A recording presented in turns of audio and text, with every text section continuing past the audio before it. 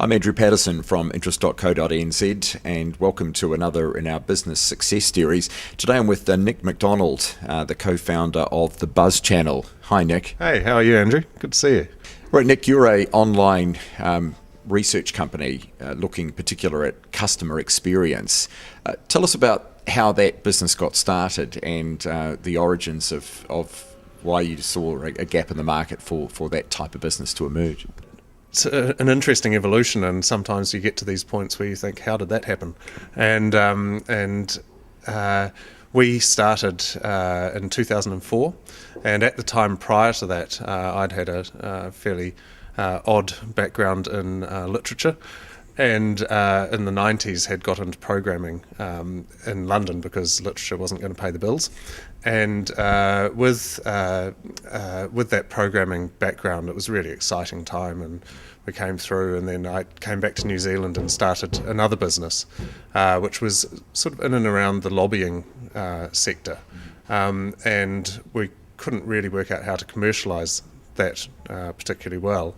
And that was when I met Mary, my esteemed business partner over the back there, and she and I really sat down and tried to work out how to commercialise something. And at the time, she'd come out of a background of marketing, and really what we were trying to understand was how could you bring 500 people into your office and ask them what you thought of your latest idea, your product, etc., and then tomorrow be able to go and make the relevant business decision from that point.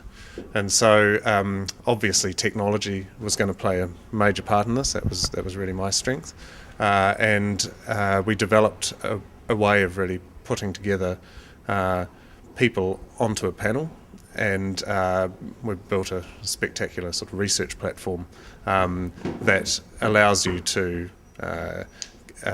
really ask people overnight what they thought, and then the clients can log in and see what it is and how it all works. So so we got to that through an organic meandering process, I think. But of course, market research used to be the domain of large companies with very large budgets, but increasingly it's becoming able to be accessed by all companies. So how have you seen that progression change over time? Yeah, I think it's really interesting actually, because I'd have to say at the outset, I'm not sure market research was the game that we were looking to be in. We were business people, and we wanted to understand things so that we could make business decisions and then move forward. And as the business developed, we worked a lot with the market research industry in the early days, and worked with some really fantastic people who helped us develop the software and have really been instrumental in the platform and how it all works. Yet we've always seen ourselves as a technology company that's enabling the likes of the market research industry. Over the years, the technology has become so much more a part of market research, and I remember in 2004 we used to spend the first half an hour of any presentation talking about the validity of online research, and we did that for 3 years, trying to educate the market that it was okay to do it this way. Well, now I think it's just plain and simple. That's the way to do it. Along with other ways, of course, that the big market research companies will do for mixed methodologies. But as we've moved forward, we got increasingly involved in the market research industry, and yet we've sort of moved back out of it again with some of the new directions that we're taking at the moment. And in a funny way, we've come really full circle around that. We've learned a lot about where and how the technology fits into the market research sector. But really, we've come right back over to here to the customer and the customer experience. And all of our new products and deliveries are really about how you can have a cup of coffee in the morning as a CEO of a business or right down on the front line and see exactly what it was that your customers experienced with your product yesterday.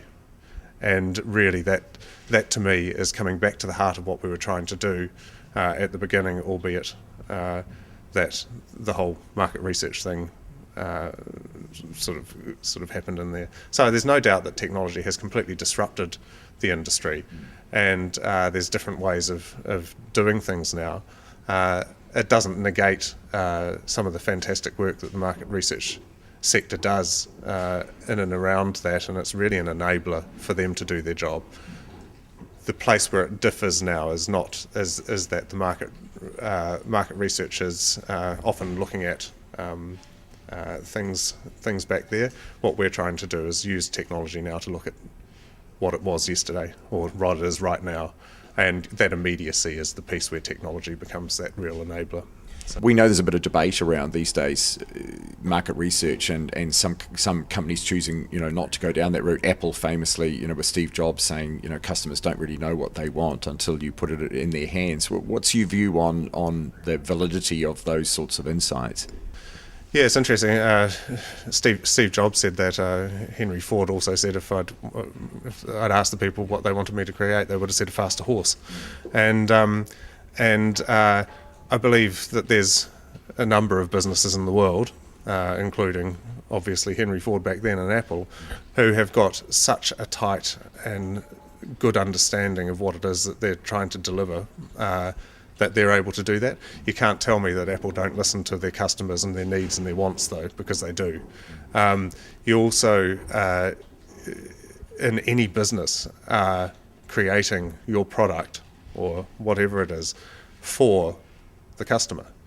If the customer don't want what you're thinking, you haven't got the omnipresence and the ubiquity of Steve Jobs now to understand that, then tools like these are just absolutely eye-opening for what can change. And we see with our customer experience piece and just the ability for businesses to understand across a really, really wide section extremely quickly what all of the blocking points are for them, what being able to decrease cost in and around your complaints processes, because you can just isolate exactly what the issues are, being able to really go out and hopefully get a greater share of your wallet because you're continually able to shape and turn your product into something that's far more akin and in relation to the customers that you're actually serving. So give us a few examples of customers that you've really been able to deliver insights where it has changed their thinking in a number of ways. Yeah, I think my favourite example is actually in the public sector and in and around health. And we've been running with the Auckland District Health Board a piece around patient experience and really understanding what it is as a patient goes through the hospital, what are the things that are causing the most anxiety, et cetera, et cetera. And with that piece of work, what's interesting is the stuff that's falling out of that is quite often such simple things to change. And it might be things that happen again and again and are completely obvious with our reporting and the analytics around it that, that's an easy fix, let's do it. And really with that program now, we're really just getting to the point now where we're able to isolate those pieces, act on them, and then start to see that patient experience really go upwards, which is what we're all looking for.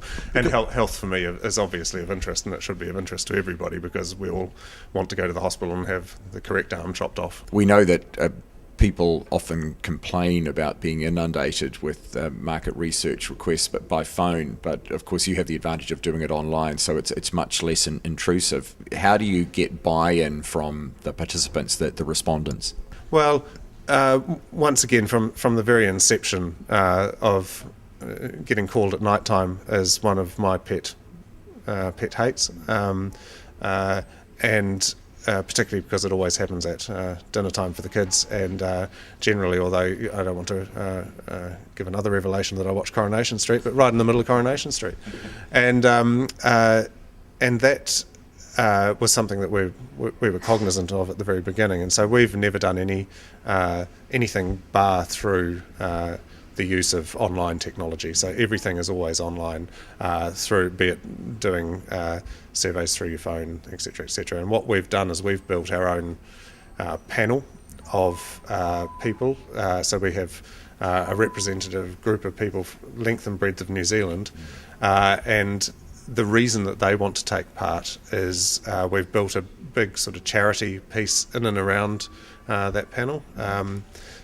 It's called Buzz the People, and over the years we've basically, when somebody does a survey, they can put $1 or whatever it may be against a school, against a charity, against their own group. They can sort of set up a group inside this thing, and so it means that every survey that you're doing, there is a reason for that. And over the years, I think we've given away I think it's $250,000 or something to various groups and things. And some of the larger groups, hospice and the Milligan Institute, and are up there in the sort of tens of thousands of dollars that they've managed to gather out of this process. The other beauty of that is it gives us, I think we've got about 700 different groups fundraising across this thing, and so it really starts to give us a really great attitudinal and demographic spread across the. And as you say, technology has changed this, and the way that you can engage with people online can create quite an interesting experience, isn't it? And an experience where people actually quite enjoy being involved. Yeah. And obviously there's a bit of a scale of enjoyment in the participation piece, but in and around obviously high level interest topics, be it I don't know, stuff that's happening in your local area or whatever, right through to some of the larger corporates who are investigating something or trying to find something, right down to somebody who wants to sort of understand how many people have trodden on their purple carpet over the years. Those things don't quite get the same amount of interest, but they are happy to do it because it might take them 5 minutes, and if 100 of them do it, they make $100 for their charity. So this is a competitive space, low barriers to entry. So how do you define your USP, your unique selling point within a market that is increasingly becoming more and more competitive? Yeah, I think in the early piece it was really about specialising in this research platform, and it was the technology piece. So from the point of view of the main competition in and around that part was really with multinational companies who were providing, technology to the market research area. Over the years, we're starting to see with the customer experience stuff we're doing at the moment. Really, we're looking far more outside of New Zealand at this. We've got all of these jobs, and we're often employing people from offshore to come and do that. And it's a really great area for New Zealand to be in. And we're seeing the fruits of some of that happening at the moment, which is really exciting. So you have issues with staff recruitment as well? To be honest, we've actually always had great staff. Finding them is tricky. And I won't say that they've always been Kiwis, and they really haven't, particularly around that technology area. And that's just how it is, and it doesn't really disrupt us on a day-to-day basis. But I see that there's a really big there's a big gap there that is open for Kiwis to do a lot more. But employing people, you're always trying to find the right balance, aren't you? And Nick, where can you see the business going in the future? Fairly unlimited growth prospects? Yeah, well, really, we've grown because we haven't funded the business apart from through revenue from day one. We've taken a fairly organic and slow approach to the initial build with this, and so we've developed great business here with great clients across all different sectors. And that's been fantastic.